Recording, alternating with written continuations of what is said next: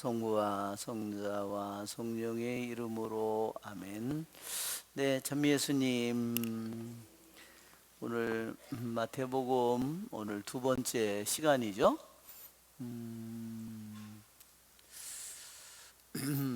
이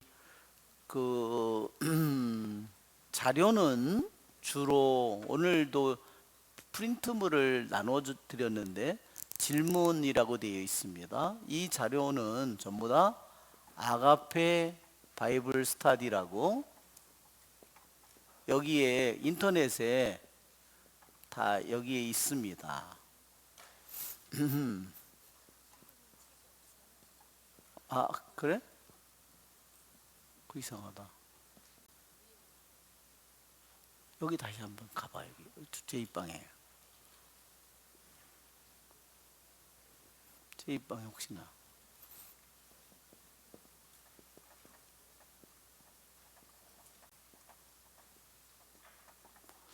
이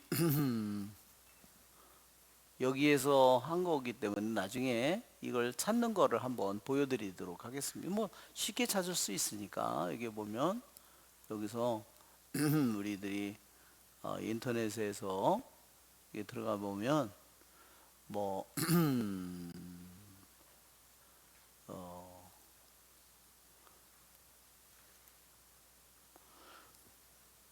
그런가 보네.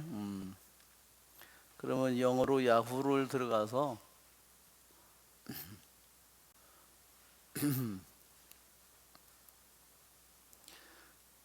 예, 전부 다 장사해 먹느라고 야후 쿠팡이 먼저 나오는. 그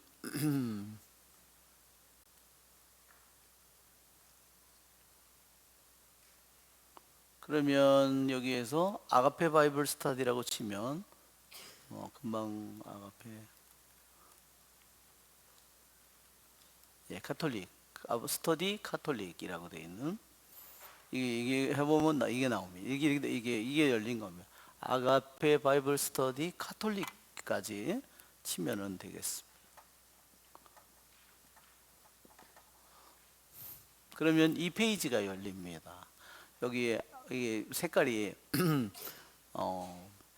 이렇게 돼 있는데 이게 바이블 스터디라고 여기 바이블 스터디라는 거를 눌러 세 번째 위에서 세 번째 바이블 스터디라는 걸 누르면 거기에 가이드 그 다음에 how to 그 다음에 아가페 바이블 스터디 그런 것들이 나옵니다. 거기에 바이블 스터디를 여기를 눌러보면 이거는 여기 보면 모세오경 이렇게 쭉 뭐 이렇게 나오고 신약에 이제 신약에는 지금 마태복음 우리 여기 마태복음입니다. 이거를 지금 우리 전부 다 그 사무장님이 오늘 할 부분은 여기인데 다 이거를 한글로 이게 요즘에는 이게 누르면 다 한글로 이게 나옵니다. 그래서 한글로다가 이거를 다 번역을 한 거예요.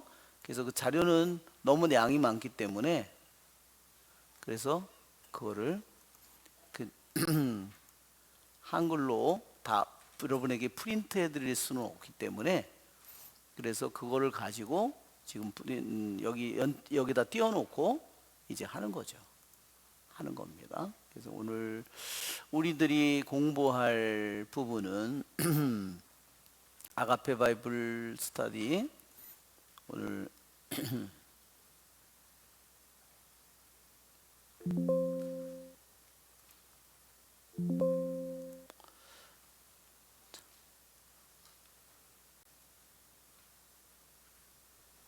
자, 오늘 질문이 여기 여러분이 있죠? 질문 여러분 받으셨죠? 네. 그래서 이제 우리들이 안 가져왔구나.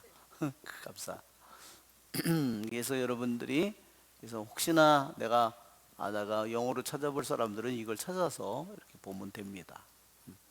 하여튼 우리는 공부를 하는 여러분들을 위해서 이거를 한글로 전부 다 해서 이제 나오는 거죠. 자, 먼저 이제 여기에 이제 1번 질문서부터 질문용 지점 하나 저도 여기 있네요. 자, 우리 질문 용지를 같이 한번 읽어볼까요? 질문. 비블로스 게네세오스의 두 번째 사용은 성경에 기록된 최초의 족보, 곧 아담 가문의 족보를 시작한다. 구약 성경에서 족보들은 어떤 중요성을 지니며 신약 성경과는 어떤 연관성이 있는가?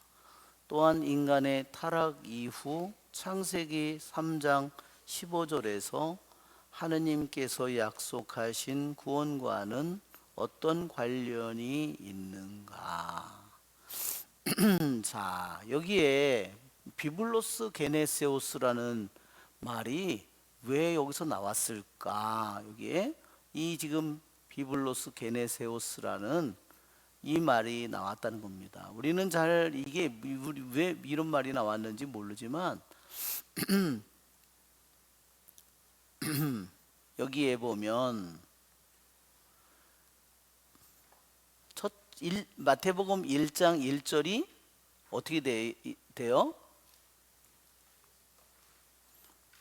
다윗의 자손이요 아브라함의 자손인, 여기에 이렇게 아브라함의 아들인 예수 그리스도의 족보 이렇게 돼 있죠. 그런데 우리는 이게 번역한 말이거든요. 이 말이 원래 성경에 우리 번역으로는 뒷부분에 와 있는데요. 마태복음 1장 1절의 시작이요. 족보라는 뜻으로 이게 맨 앞에 가야 되는 겁니다. 이게 사실은 그리스 성경에서는요, 이게 맨 첫째 단어라는 겁니다. 이게 뭐냐? 비블로스 게네세오스예요. 첫 글자가 신약 성경을 열면 그리스어로 첫 글자가 비블로스 게네세오스구나. 게네세오스는 무슨 뜻이냐? 시작한다는 뜻이에요. 시작의 책. 비블로스는 비블은 바이블이에요. 성경 신약 성경의 첫 귀절이 비블로스 게네세오스, 즉 시작의 책이다. 그렇게 마태복음이 시작됐다는 겁니다. 와, 너무 신기하다. 어떻게 책을 시작의 책 딱 그렇게 해놨을까? 왜? 그것은 우리에게 무엇을 의미할까요? 우리에게 창세기도 생각나게 합니다. 그렇죠? 태초에 이렇게 이 마태복음은 유대인들을 위해 쓰였지. 창세기랑 똑같은 분위기를 시작의 책이라고 딱 첫 기절부터 창세기의 책이다. 이렇게 신약의 새로운 창세기의 시작이다. 그거를 우리에게 알려주는 단어라는 겁니다. 그러니 이 단어가 너무나 중요한 단어죠. 그냥 우리가 볼 때는 다윗의 아들이고 아담의 아들인 예수 그리스도의 족보라고 그렇게 되어 있지만 첫 글자가 원래 성경에서는 비블로스 게네세오스, 시작의 책이다. 그렇게 해서 우리에게 창세기를 생각나게 하고, 또한 뭐예요? 인간이 어떻게 구세주까지 연결이 되었는가, 그 시작서부터 보도록 우리들을 안내한다는 겁니다. 시작하는 첫 단어는 여기서 뭐예요? 비블로스 게네세오스 한 다음에 그 다음에 첫 단어가 누구를부터 시작하냐면 다윗의 아들 그랬습니다. 가장 핵심적인 말이, 하고 싶은 말이 뭐냐면, 여기서 우리들에게 성령께서 마테오를 통해서 우리에게 얘기해 주는 것은 뭐냐면, 다윗의 아들이고 아브라함의 아들, 즉 다른 말로 얘기하면 자손이죠. 다윗의 자손이고 아브라함의 자손을 제일 강조하는 겁니다. 여기에 다른 거, 이삭을 낳고 이삭은 야곱은 유다는 다마스 세레스를 낳고 세레스는 데론을 낳고 헤론은 람은 아비나답, 그거 다 몰라도 제일 중요한 거, 시작의 책, 창세기의 책, 예수님은 다윗의 자손이고 아브라함의 자손이야. 그것이 가장 중요한 내용이에요. 왜 여러분 그게 중요할까요? 자, 그 질문에 그래서 그 질문을 하는 겁니다. 자, 그런데 여기 질문에 창세기 2장 4절에도 지금 창세기 2장 4절에도 하늘과 땅이 창조될 때에 우리 번역으로 내력이다 이렇게 되어 있는데요. 똑같이 비블로스 게네세우스라는 단어가 나온다는 겁니다. 시작의 책 그래가지고 똑같이 이 비블로스 게네세우스라는 말이 나오고 창세기 2장 1절에도 창세기 5장 1절에도 또 똑같이 비블로스 게네세우스가 나오는 겁니다. 시작의 책이라는 말이. 그래서 하늘과 땅이 어떻게 시작되었는가 그거를 시작된 거를 우리에게 알려주는 거 창세기 2장 4절이고 아담의 족보 즉 인간이 어떻게 아담으로부터 계속해서 시작으로부터 어떻게 이어졌는가 그거를 얘기하기 위해서 또다시 비블로스 게네세우스예요. 그러니까 유대인은 첫 글자 비블로스 게네세우스를 딱 들으면 이거 창세기에 있는 그거 또 창세기 2장 4절에 있는 거 창세기 그거를 그들이 금방 연상한다는 겁니다. 자, 그러면 질문에서 여기에 질문이 뭐냐면 구약 성경에서 족보들은 어떤 중요성을 지니는가? 여러분 족보가 어떤 중요성을 지니까요? 우리들이 성경을 읽기를 할 때는 족보를 딱 만나면 큰일 났다. 잠이 저절로 오잖아요. 아무것도 모르는 이 남의 말을 갖다가 그것도 남이 남자 말을 이름을 막 그렇죠? 아미나우선을 낳고 살몬을 낳았으면 살몬은 그죠? 왜 성경을 이렇게 졸리기 시작했을까? 여러분 왜 성경에서 이렇게 족보가 중요할까요? 여러분 생각은 어떠세요? 왜 족보가 한번 아브라함에게 준 축복을 보세요. 생각해 보세요. 그렇죠? 아브라함에게 하나님께서 내 고향 친척 떠나라고 하고 아브라함에게 준 축복이 뭐예요? 내 자손이 하늘의 별처럼 바다의 모래알처럼 많아지리라. 가장 커다란 축복이요. 땅에 대한 축복이고 자손에 대한 축복이에요. 족보는 다른 말로 이름을 계속 이어진 거를 얘기했지만 결국은 축복을 얘기하는 거구나. 하느님이 우리에게 주고 싶어한 자손의 축복. 왜? 생명의 주권자가 누구예요? 주님이에요. 우리에게까지 생명을 끊임없이 이어준 것은 생명을 주신 잘났거나 못났거나 많은 죄를 지었거나 뭐를 했거나 집안에 문제가 있거나 이상한 여자가 있거나 그래도 다 모두 하느님께서 그들에게 생명을 허락했다는 것을 그 하느님의 축복이라는 것을 먼저 우리들이 기억해야 되는 겁니다. 우리들이 족보를 할 때 알았죠? 이것이 하느님의 축복이구나. 그래서 여러분 우리 집안의 족보 어떤지 우리는 다 우리 집안의 족보들이 대개 다 만든 족보가 대부분이래요. 저는 우리 집안이 절대로 양반이라고는 생각하지 않아요. 제가 볼 때는 제가 배를 잘 타는 거 보니까 제가 뱃놈 집안이야.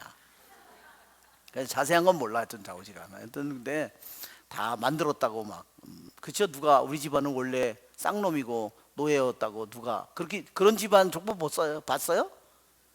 그게 있으면 진짜야. 근데 그런 족보는 하나도 없어.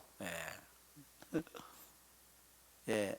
이것이 성경에서 말할 때 족보가 어떤 중요성을 지니는가? 족보는 하느님의 축복이고 하느님께서 모든 생명의 주권을 쥐었다는 뜻이구나. 우리들이 이것을 내가 깊이 나에게까지 생명이 실제 족보는 뭐 2대, 3대, 4대 뭐 그 이상은 진짜인지 가짜인지 잘 몰라. 그런데 좌우지간 우리에게 생명을 이어주신 것은 주님이기 때문에 우리 주님의 축복이라는 것을 우리가 감사하고, 그 축복의 주인이, 생명의 주인이 주님이시기에 우리가 감사를 드리는 겁니다. 자, 그러면 신약 성경에는 이 족보가 신약 성경과는 어떤 관련성이 있을까요, 여러분? 신약 성경과는 어떤 관련성이 있을까요? 즉, 이 모든 것들이 예수님 안에서 아담의 자손이고 아브라함의 자손인 모든 것이 예수님 안에서 완성된다는 겁니다. 왜 완성이 된다고 그럴까요? 아브라함에게 준 약속, 아브라함에게 하느님이 준 약속, 다윗에게 준 약속이 예수님을 통해서 완성되기 때문입니다. 즉, 이 마태복음을 비블로스 게네세오스라고 이렇게 시작하는 이 이유가 바로 하느님께서 약속하신, 세상을 창조한 하느님, 그 다음에 인간이 원죄를 지었고, 그 다음에 아담과 하와를 통해서 새로운 자손이 셋이 태어나죠. 그래서 생명이 이어집니다. 아담을 통해서 또한 이렇게 해서 계속 이어지죠. 자, 이 모든 것들이 바로 하느님의 약속의 말씀이 인간을 구원하고자 하는 하느님의 계획과 뜻이 정해져 있었고, 시간이 지나면서 하느님의 약속이 하나하나 주어지고, 그리고 너무나 캄캄하고 어두운 모든 것이 끝난 것처럼 보이지만 때가 되니까 그 약속이 예수님을 통해서, 아브라함의 약속이, 모세의 약속이, 다윗의 약속이 그대로 이루어진다. 그것을 우리에게 얘기하는 겁니다. 신약 성경과의 연관성은 바로 그것입니다. 바로 여기에 인간의 타락 이후 창세기 3장 15절에서 하느님께서 약속하신 구원과는 어떤 관련이 있는가? 즉, 하느님께서 나는 너를 여자와 원수가 되게 하리라고 뱀에게 말했죠? 처벌을 내렸죠? 나는 너를 여자와 원수가 되게 하리라. 원수 관계를 하느님이 맺어준 거예요. 이거를 받아들이지 못하면요, 성모님이 받아들여지지가 않아요. 이것은 하느님이 원수 관계를 맺는 게 다른 데는 아무것도 없어요. 여자와 뱀과, 여자의 후손과 뱀의 후손과의 원수 관계는 하느님이 맺은 겁니다. 절대로 이 악은 인간이 타협할 수 없는 겁니다. 그 약속이 그대로, 구원의 약속이 그대로 실현된다는 겁니다. 자, 여기에 보면 답변이 여기에 그대로 이어졌어요. 즉, 왜 족보를 통해서 보여주느냐?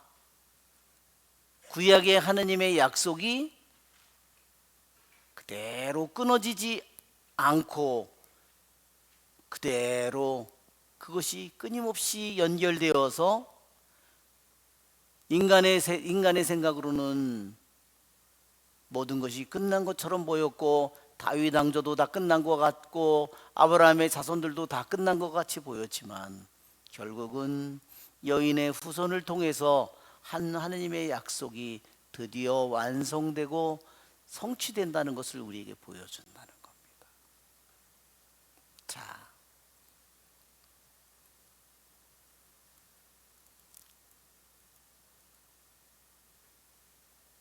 자, 두 번째 질문을 한번 우리가 읽어볼까요?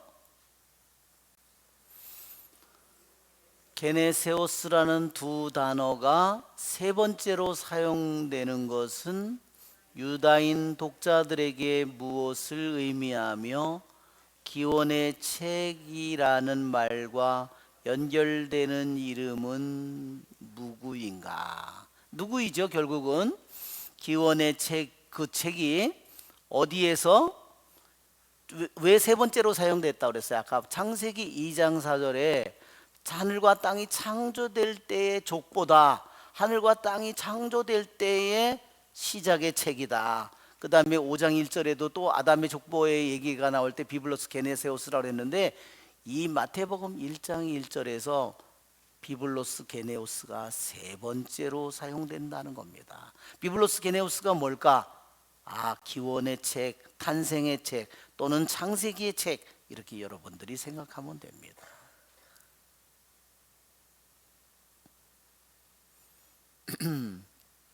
즉 어떤 면에서의 구원일까요?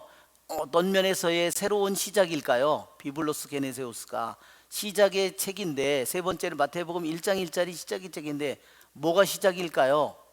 구원이 시작되었다, 이런 뜻이라는 겁니다. 이 뜻이 마태복음이 1장 1절의 뜻이 뭐가 시작의 책이냐? 비블로스 게네세우스 뭐가 시작이냐?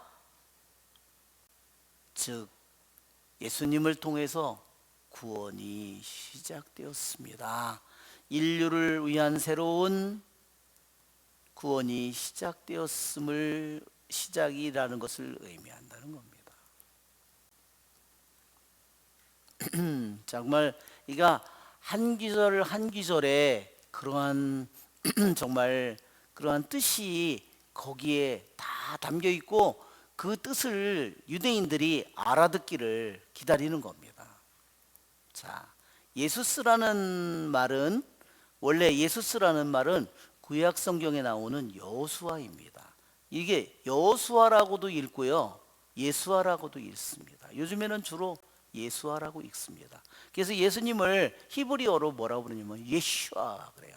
예슈아. 한번 해보세요. 예슈아, 예슈아, 예슈아. 예.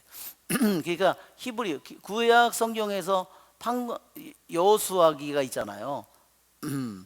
그 모세를 잇는 여호수아, 그를 여호수아라고 하는데 예슈아라고, 예슈아. 그렇게 여호수아, 예슈아. 그래서 점점 이게 줄어들어서 예수 이렇게 됐죠. 예수. 그래서 하느님께서 구원하신다, 이런 뜻입니다.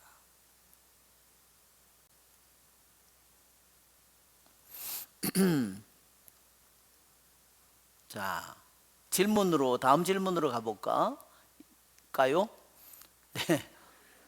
이게 이제 뭐 잘못됐어요. 요까지 해야 되는데 숨이 찬지 그게 안 나오는. 참말로 기가 막혀서 용서를 해주시기 바랍니다.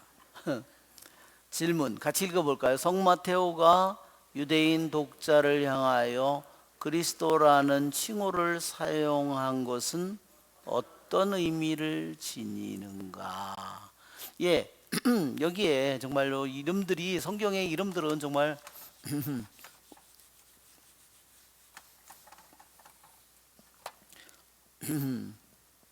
크리스토스라는 마테오가 예수 그리스도라고 그런데 그리스토스 이렇게 그리스어로는 이렇게 씁니다. 이게 크리 이렇게, 이게예요. 크 발음이에요. 이거는 R이에요. 그래도 우리도 성당에 저 지붕에 이렇게 해가지고 이렇게 표시 이렇게 있죠.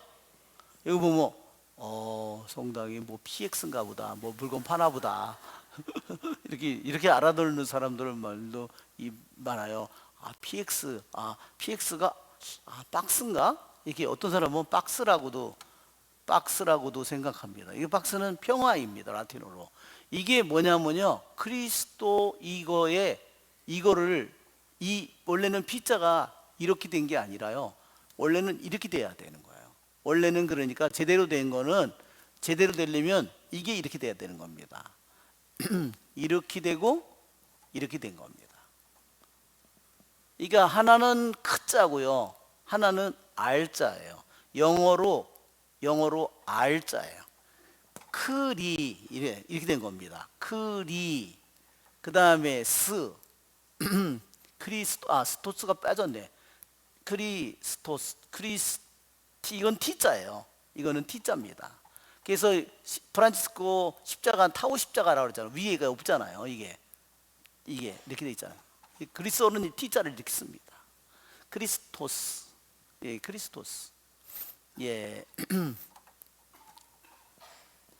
그리스어로는 이렇게 되는데, 이 크리스토라는 말은 바로 기름 부음 받은 자, 그런 뜻이에요. 그래서 유대인들이 사제로 모세가 아론과 아론의 아들들을 나답, 아비후 다 그 사제로 만들 때 기름을 붓거든요. 또 왕을 만들 때 기름을 붓고, 그렇죠? 우리가 잘 아는 거죠. 또 예언자가 될 때 기름을 붓고. 그래서 유대인들은 구약의 역사 속에 기름 부음 받은 사람이 세 가지 종류의 사람이 있었어요. 사제요, 예언자요, 왕인 사람은 기름을 부었습니다. 무슨 기름을 부었을까요, 여러분? 참기름, 들기름? 무슨 기름 부었을까요? 올리브 기름을 부었습니다. 왜 올리브 기름을 왜 부었을까요? 왜 기름 붓는다는 게 그렇게 중요했을까요?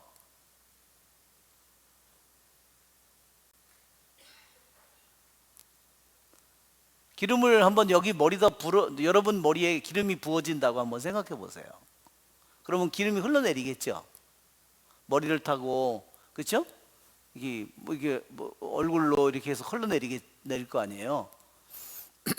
그래서 하느님의 축복이, 하느님의 은총이 우리 안에 들어와서 흘러내리는 것을 한번 생각해 보세요. 넘쳐서 흘러는. 그러면 기름은 또 어때요? 몸에 스며들어요. 그러면 피부를 어떻게 해요?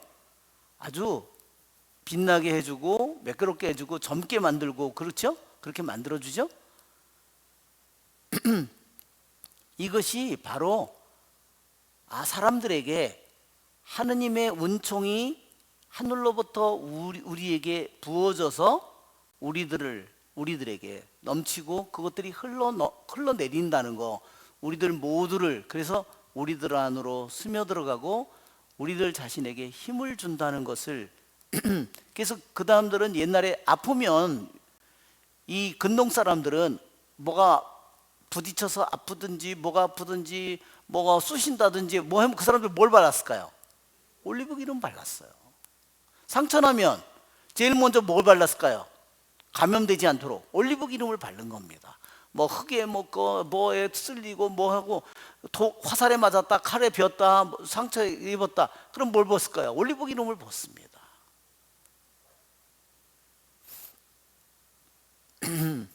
모든 것을 우리들 안에, 그래서 기름을 부은 모든 것이 하늘로부터 우리들에게 하느님의 힘과 사랑과 은총과 능력이 우리들에게로 흘러내리는 것을 의미하는구나. 그게 너무나 단순한 거예요. 아마 저기 하면 개도 이해할지도 몰라. 그럴지도 몰라요. 이것이요, 단지 이스라엘에만 있는 게 아니라 에집트든 뭐든 파라오가 축성될 때도요, 다 기름을 붓는 겁니다. 사제가. 그러면 막 기름이 완전히, 그래서 아론의 수염에까지, 그런 시편 기절이 있죠? 수염에까지 흘러내리는 그 기름을, 그것이 축복의 상징이라는 겁니다. 하느님이 우리에게 은총에, 그것이 바로 성령의 도유라는 겁니다. 하느님의 성령께서 우리들에게 기름을 부어서, 성령이라는 기름이 우리에게 부어지는 것을 의미하는 거죠. 자, 그 다음 장면으로 볼까요? 질문으로 가면,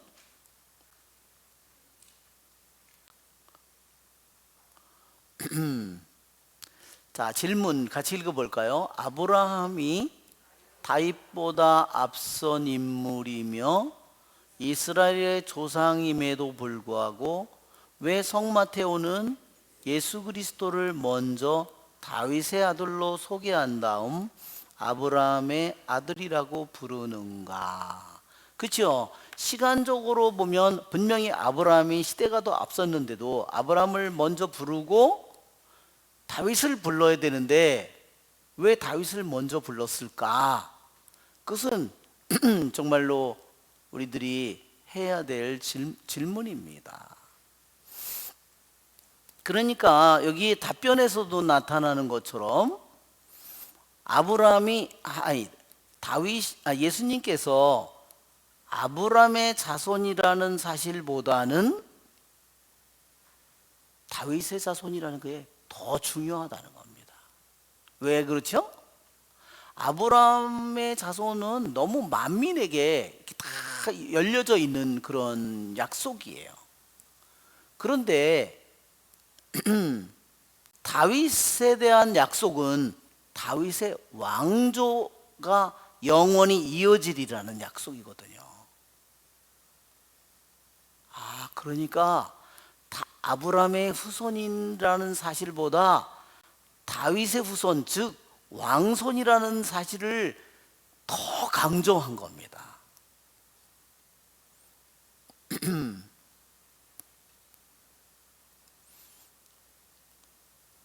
그것은 메시아가 바로 여자의 후손 통해서, 그 다음에 아브라함의 후손을 통해서 다윗의 왕조의 자손으로 그분이 올 거를 예언이 되어 있기 때문에 가장 유대인들에게 강조해야 될 부분은 바로 예수님께서 다윗의 왕손이라는 사실입니다.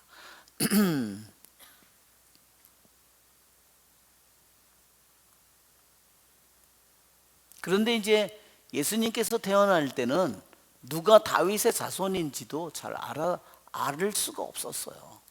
만약에 헤로데는요 어느 나라 사람이냐면 에돔족이라고 그랬어요. 정통 유대인이 아니에요. 그러면 다윗의 후손을 다 알았으면 헤로데가 그냥 내버려뒀을까요? 네가 다윗의 후손이야? 아이고 개가 짖겠다.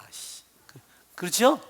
다 농부에 뭐에 그렇게 다 다윗 집안이 완전히 무너져서 왕손이 무너져서 500년이 지났는데 어디에 있는지 어떻게 찾기도 힘들어요. 그러니까 헤로데가 신경 쓸 일도 아니야. 이미 600년 전에 다윗의 모든 게 다 끝났는데 어디 가서 누가 어떻게 됐는지도 알 수가 없는데 헤로데가 찾을 리도 없습니다. 그렇지만 메시아가 태어났다고 했을 때는 그거는 다르죠. 유대인의 임금이 태어났다고 했을 때는 이제는 나 말고 다른 임금 그래서 죽이려고 이제 했겠죠. 자, 그 다음에 우리가 질문. 루카복음 3장 23절부터 38절에 제시된 성 루카의 예수님 족보를 보라. 성 루카의 족보를 성 마테오의 족보와 비교할 때 루카의 목록은 어떻게 다른가? 여러분 지난번에도 일부를 하긴 했지만 먼저 그 도표를 보여드리면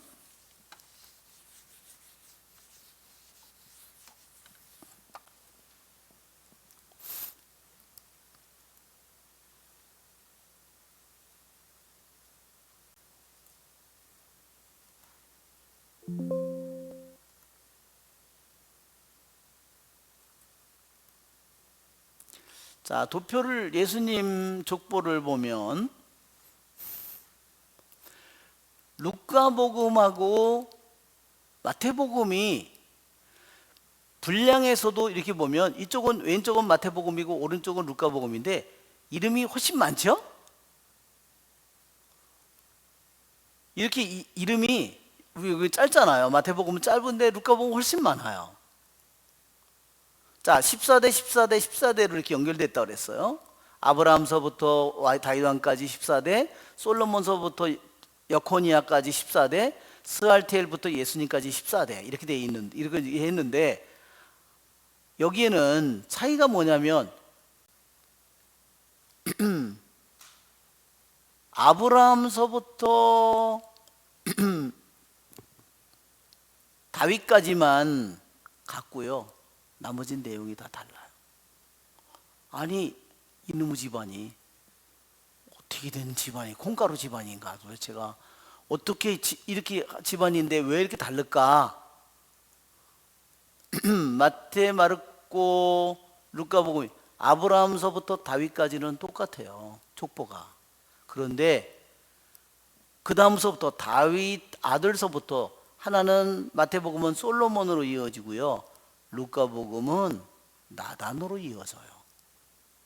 그리고 이름이 완전히 다 다른 이름으로 등장합니다. 여기. 아, 이거 너무 신기하다. 어떻게 이럴 수가 있지? 이렇게. 여러분, 자, 여기 족보에 있는 것처럼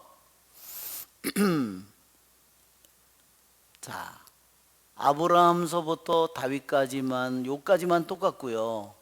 그 다음에 이렇게 다윗서부터 솔로몬으로 이어지고 다윗서부터 나탄으로 이어지면서 여기는 14, 28이라면 여기는 훨씬 많은 족보가 등장합니다. 야, 이거를 어떻게 설명해야 될까? 그리고 또 루카복음에는 이 족보가 아브라함서부터 어디까지 이어져요? 아담까지 이어집니다. 자, 이 족보의 가장 커다란 특징은 뭐냐면요. 마태복음과 루카복음의 특징이 뭐냐면 아브라함서부터 다윗까지 여기까지만 여기서부터는요 족보가 위에서부터 아래로 예수님까지 이어져요. 그런데 루카복음은요 족보가 어떻게 이어지냐면 예수님에서부터 거꾸로 아담으로 이어져요. 이게 가장 커다란 특징이에요. 아니 족보는 위에서부터 시대별로 이렇게 해서 나오는 게 되는데 아니 루카는 어떻게 해서 예수님부터 거꾸로 뒤집어 올라갔지? 이상하다 이렇게 생각할 수가 있습니다. 자, 아브라함서부터 다윗까지만 요까지만 똑같고요. 그 다음에 이 위에는 여기는 아예 기록이 없습니다. 여기도 유배 갈 때까지 14대 또 추가 여기 14 여기 14 다시 유배서부터 예수님까지 14 이렇게 돼 있어요. 여기는 여기서부터 다시 누구까지? 아담까지 이어지고 그 다음에 여기서부터는 훨씬 더 많은 사람들이 플러스 돼 있어요. 자, 첫째의 뜻은 뭘까요? 설명을 간단하게 얘기하자면 마태복음의 족보는 무슨 족보냐면 예수님께서 다윗의 왕손이라는 말하자면 법적인 지위를 가리키는 거야. 양자로 입양을 즉 다윗의 요셉의 피는 하나도 섞여 있지 않지만 다윗의 집안 왕손의 집안이라는 것을 얘기하는 겁니다. 이것은 법적 지위라고 그럽니다. 이거를 법적 지위.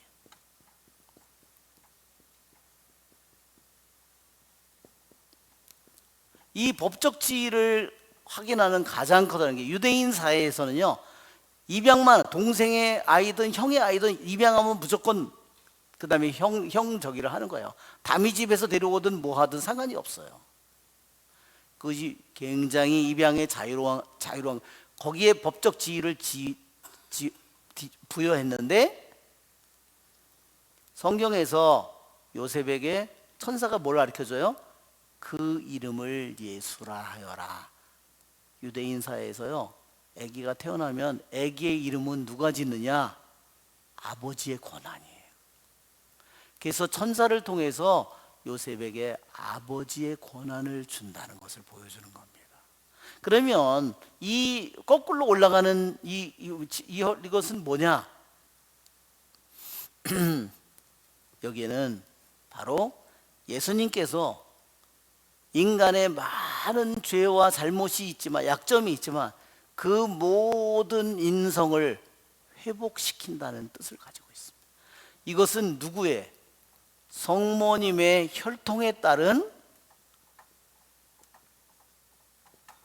혈통의 족보를 가리킵니다.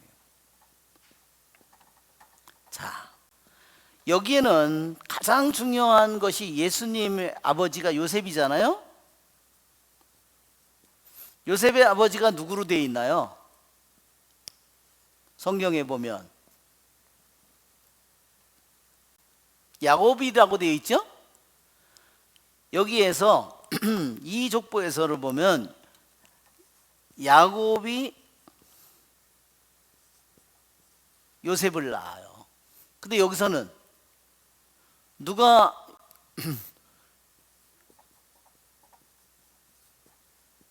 여기에는 엘리예요.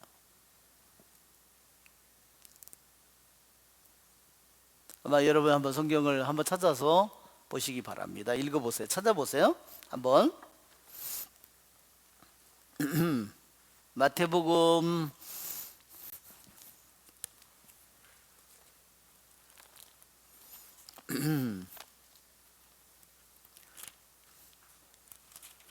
1장 자, 마탄을 낳았으며 16절 위를 보시면 15절 끝을 보면 엘리웃은 에라자를 낳고 에라자르는 마탄을 낳았으며 마탄은 야곱을 낳았고 야곱은 마리아의 남편 요셉을 낳았다. 요셉의 아버지가 야곱으로 등장한다는 겁니다. 그렇죠? 그러면 루카복음을 한번 펴보세요. 루카복음.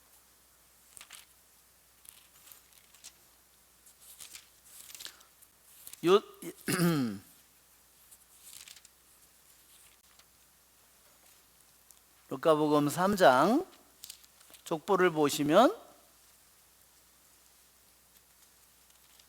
요셉의 아버지가 누가 나요?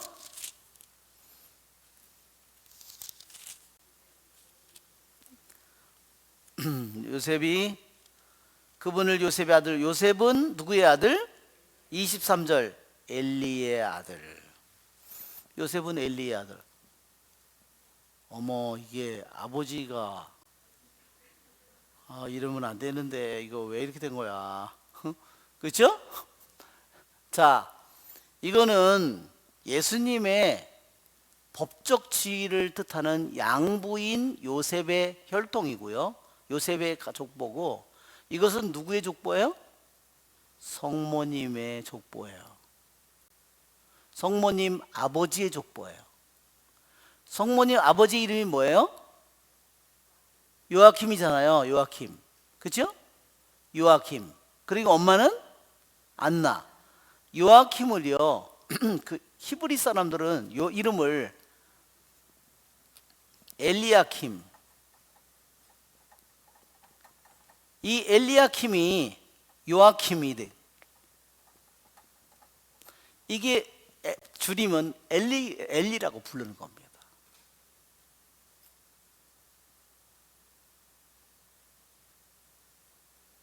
아주 이 족보가요, 아주 흥미진진한 내용을 담고 있습니다. 정말 상상을 초월하는 흥미로운 내용을 담고 있어요. 이거를 뭐 지금 다 할 수는 없고 거기에 관련된 일이 있을 때만 조금씩 저기 해야 될 것 같습니다. 자, 그러니까 마태복음에 나오는 족보는 누구를 따른 족보라고요? 양부인 요셉의 혈통을, 즉 다윗의 왕손이라는 것을 입증하는 혈통을 보여주고, 하나는 진짜 왜 성모님의 혈통, 아버지의 혈통을 왜 보여주느냐? 양부 요셉의 피가 단 하나도 섞이지 않았다는 것을 보여주는 겁니다.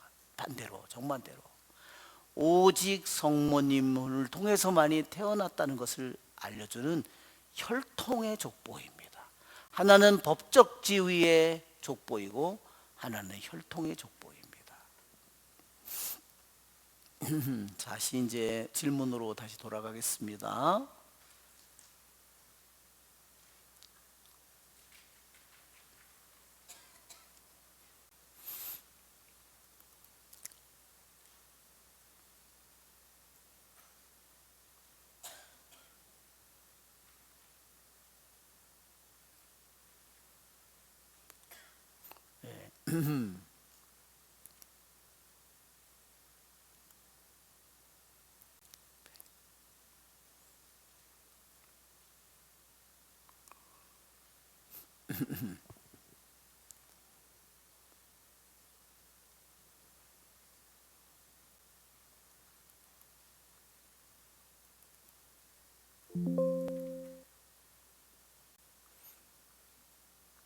그러니까 이 자료 내용이 되게 많아요. 그래서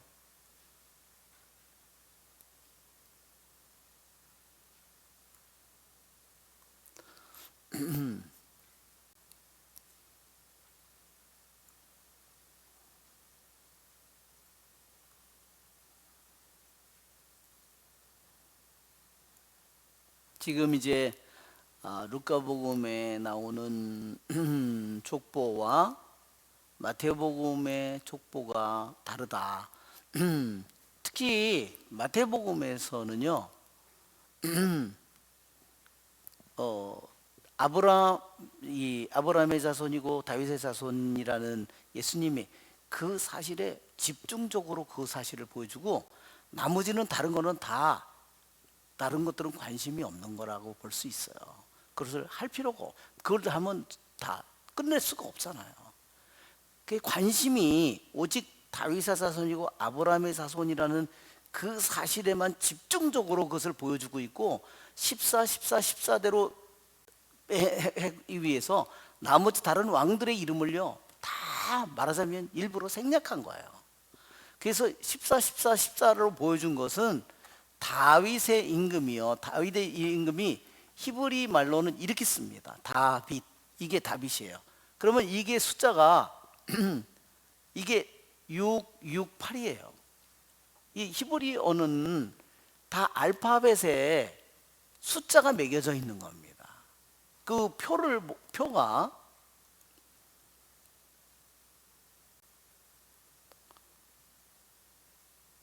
그것은 다음에 하면 좋겠지.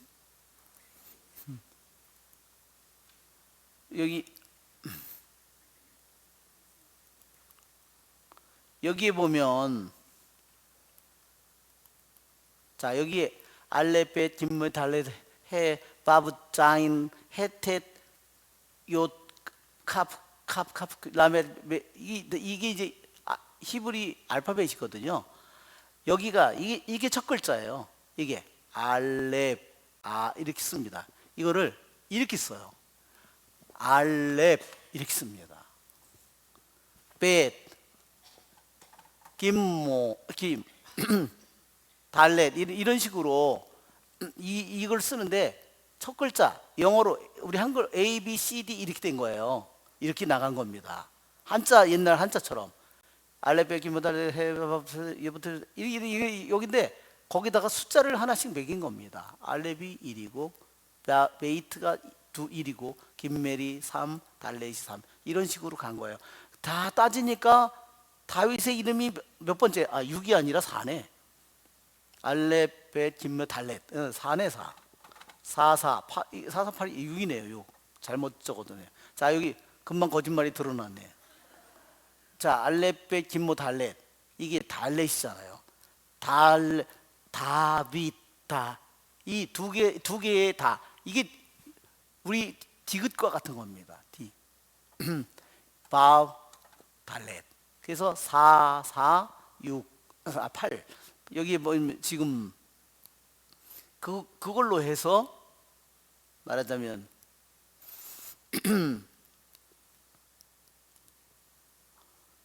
이제 이 숫자가 나온 겁니다. 자, 이제 다시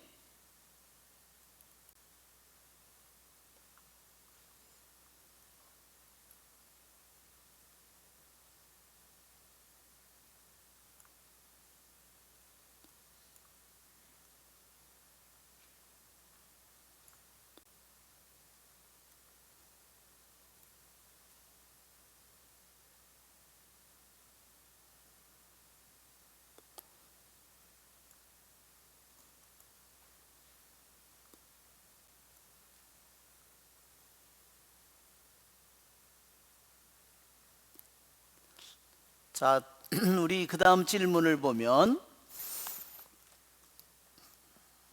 왜 마테오는 자신의 족보를 다윗과 아브라함의 이름으로 시작하는가? 그렇죠? 왜 다윗과 아브라함으로 시작할까요? 아까 이미 공부를 했는데 이유는 둘 다 하느님의 약속을 받은 사람이라는 거예요. 그 약속에는 뭐가 들려 있어요? 계약이 들어 있어요. 계약 때문에 그런 겁니다. 가장 중요한 이유가 계약 때문에 그런 거예요.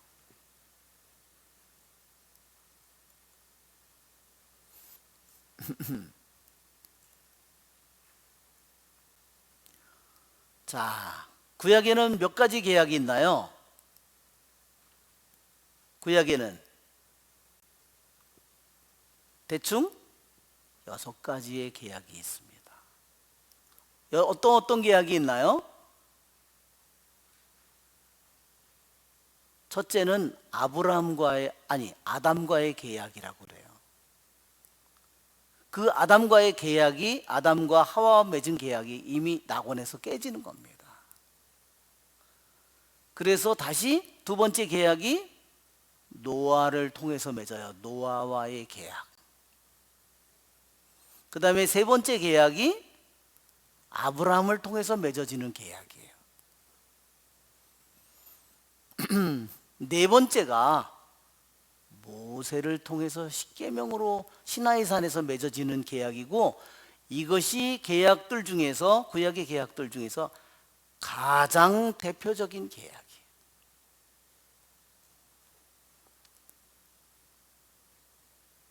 여러분, 우리는 계약을 맺었나요? 안 맺었나요? 우리들도 세례 때 계약을 맺은 겁니다.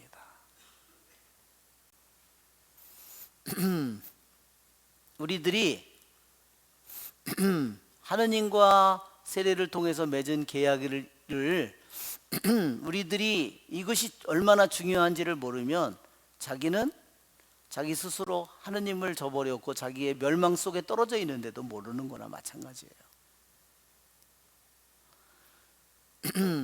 성경에서 말할 때 계약이라고 하는 것은 너무너무나 중대한 겁니다.